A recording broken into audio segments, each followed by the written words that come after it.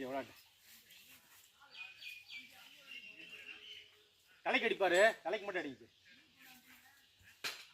அடிச்சு போகணும், அதான் இதோட இது. அடி, தலைக்கு அடிங்க.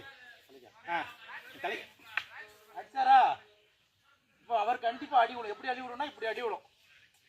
முட்டு இங்கே இதை வேணா அடி விடும். அது தலைக்கு மட்டும் அடிங்க. இது ஒரு அடி.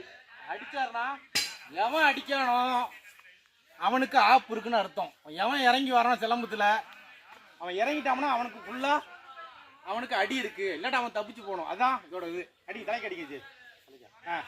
தலை அடிச்சாரா? இப்போ அவர் கண்டிப்பாக அடி விடும். எப்படி அடி விடும்னா இப்படி அடி விடும். முட்டு இங்கே இதை வேணா அடி விடும். அதனால தமிழோட விளையாட்டு வந்து ஒரு பொழுதுபோக்காக, சண்டைக்கோட அடிப்படை பயிற்சி. அதே மாதிரி